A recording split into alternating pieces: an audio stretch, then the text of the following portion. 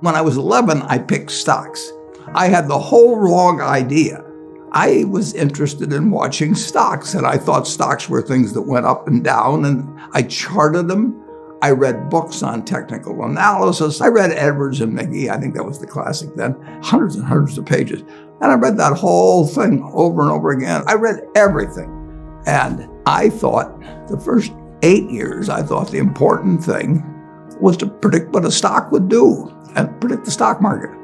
And then I read Ben Graham, when I was 19 or 20. And I realized that I was doing it exactly the wrong way, but it didn't hurt that I had that background and everything.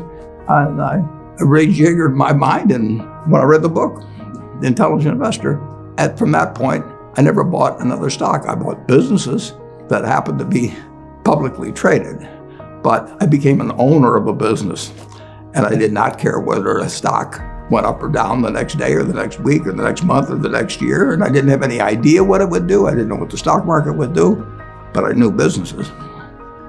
I'm a bright guy who's terribly interested in what he does. I've spent a lifetime doing it, and I've surrounded myself with people that bring out the best in me. And you don't need to be a genius in what I do. That's the good thing about it. If I went into physics and a whole lot of other subjects, I'd be an also-ran. But I am in a game that you probably need 120 points of IQ, But 170 doesn't do any better than 120. It may do worse, probably do worse, but you don't really need brains. What do you need? You need the right orientation. 90% of the people, I'm pulling a figure out of the air, but 90% of the people that buy stocks don't think of them the right way. They think about something that they hope goes up next week.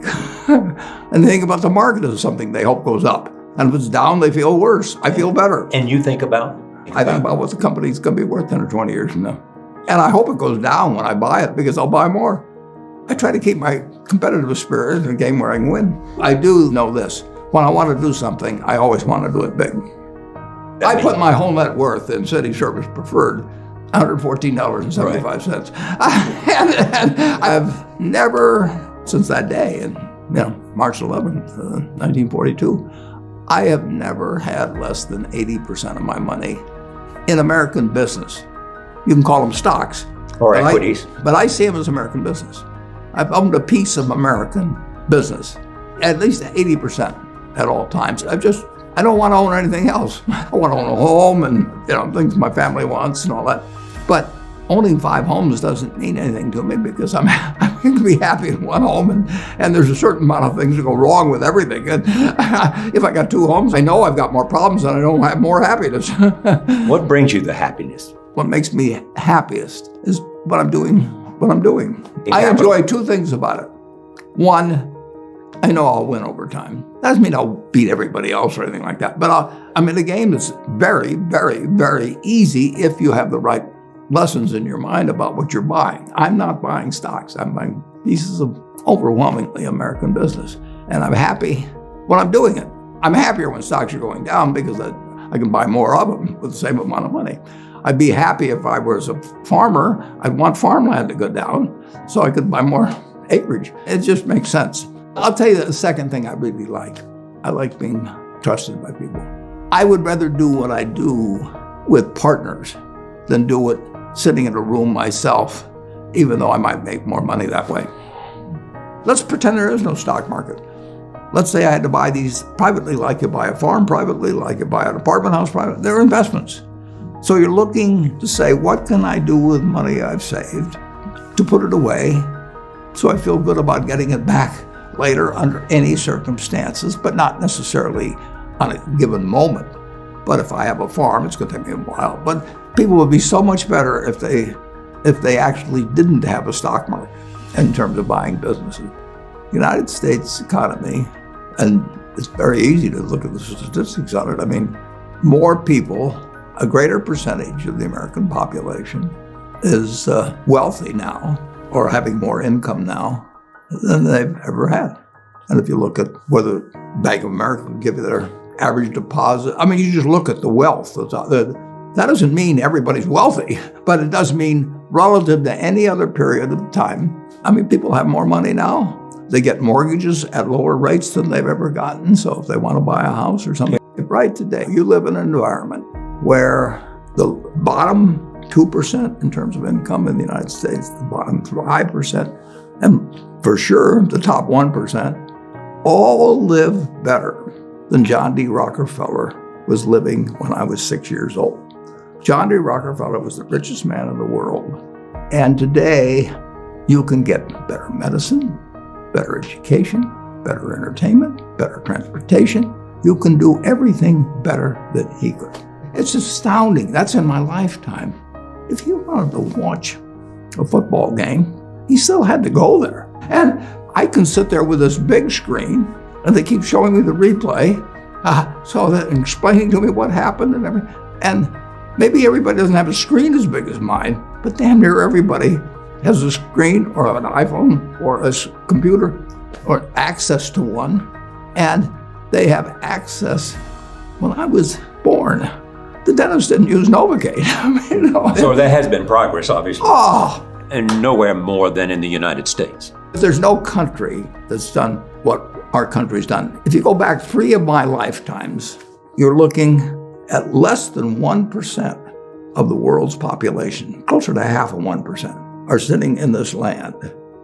They don't work harder than people in all the rest of the world. I mean, in terms of hours of unpleasant labor, everybody's got hours of unpleasant labor in those days practically.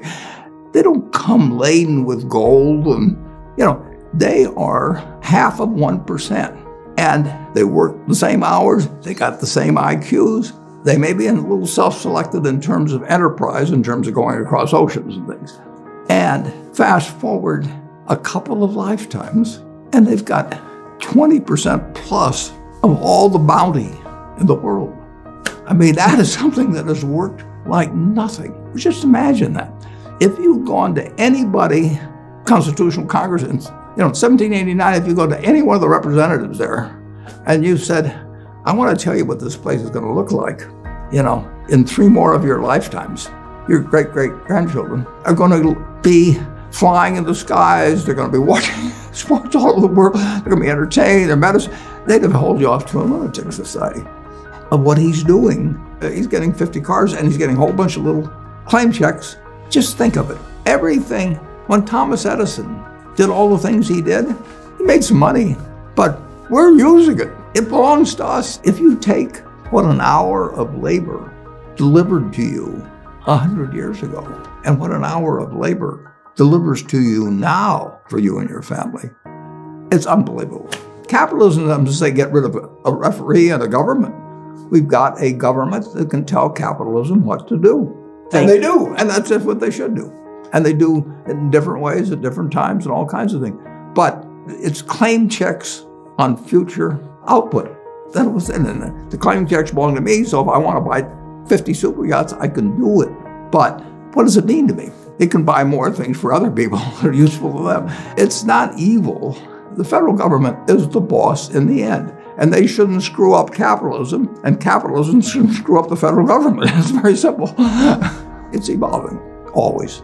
We started in 1789. We had business, and it's gotten far, far, far, unbelievably more productive for people. And the only thing it can do with what it produces is give it to other people. It isn't like the 50 richest guys in the country can say, I'm just going to eat everything. They're turning out products. iPhone that I have, which I'm probably the least capable guy in the world of working with it, but it makes life better. But that comes with government. So far, we've got the best system. We've got a better system than we used to have, and we'll have a better system 50 years from now. Why are you so sure? Well, I've seen 91 years of it. I've never seen a period where I didn't believe that. Not every aspect. We can go backwards in some. No, it's not. But it's unbelievable what has happened. I mean, just think of it. We've had a civil war. We've had a Great Depression. We've had all these things. Pandemics. Yeah, I'll guarantee you we'll have something, next year and the year after and the year after. But in a herky-jerky but dramatic matter, business moves forward, government moves forward, more important, people move forward. I mean, I am happy to tell people that the same thing I've told them before, but it's They'll never get the message, most of them, but a few do, that the most, best thing to do if you want to invest for the long term His index. And it's the S&P 500 index. Right.